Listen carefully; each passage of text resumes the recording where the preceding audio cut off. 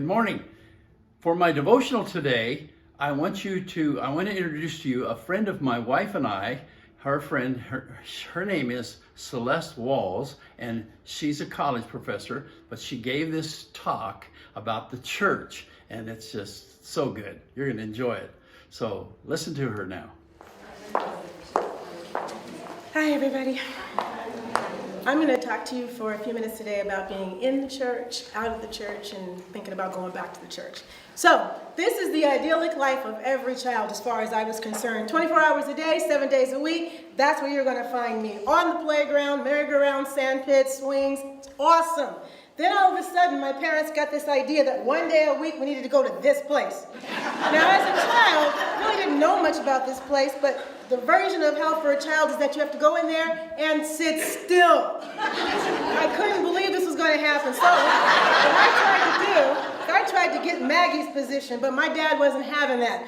So given that I wasn't going to be able to lay out, I had to be strategic. So between my brother and sister and I, we tried to get next to my mom, because that way if you were falling asleep, you had some support. Unfortunately, as the oldest of three, I didn't get next to mom, so I had to learn to sit straight up, eyes wide open, dead sleep. It's a skill I learned to use in graduate school. It worked out very, very, very well. So, you might wonder, those of you who know anything about the Southern Baptist Church, how in the hell can you sleep in a Southern Baptist church? It's not easy. This guy is talking about fire, not y'all's kind of fire, different kind of fire.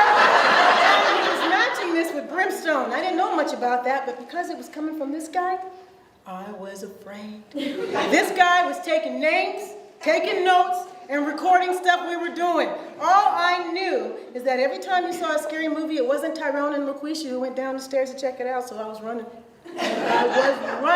And the kind of fear that our pastor was trying to produce was the kind that was respect. That was not the kind he got. I got the kind of fear that I needed to take off with a good head start. You run, you fall in.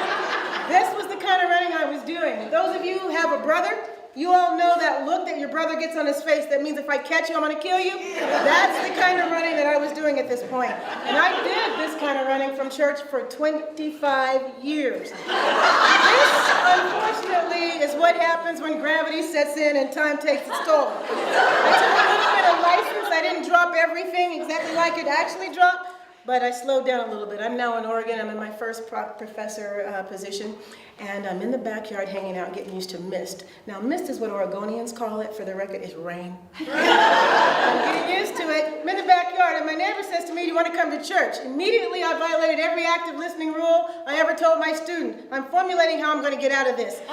Then she sneakily adds in 2 words with my favorite consonant: free food.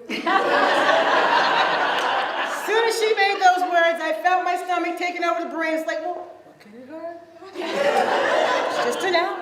So the next thing I know, thanks to the lure of food, I'm going back to this building.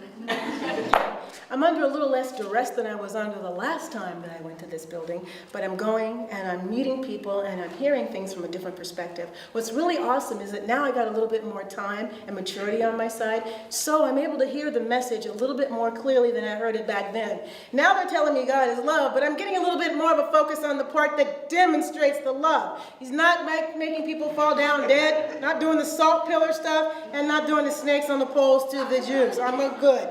So now that my mind is open, and I can't lie, I still was there for the food. Now that my mind is open, though, I realize there's more than one kind of food. There's spiritual food, and I was starting to receive that food because my mind was more open. So because I realized that God is love and began to see the ways that God could actually be loving towards you through the people that you meet, church became a whole different process for me.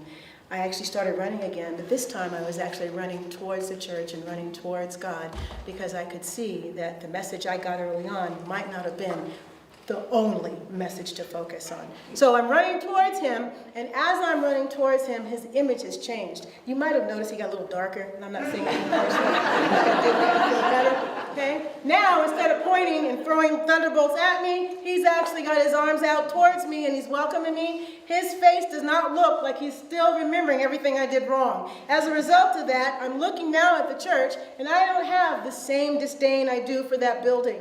I don't have the same memories that I attach to it, and I'm beginning to understand that this whole thing, as far as church is concerned, is not about the building at all. It's actually about relationship. I'm understanding that if it's about relationship, and if I'm going to be forgiven and not judged, it's going to be a whole lot easier to relate to the God that I think that my Southern Baptist preacher was trying to get across way back when. What I learned that was most important for me while I was in Oregon and all that mist is that church is not a building. Church is all about relationship, and it's all about people, and I know awesome people and my Creator. Thank you.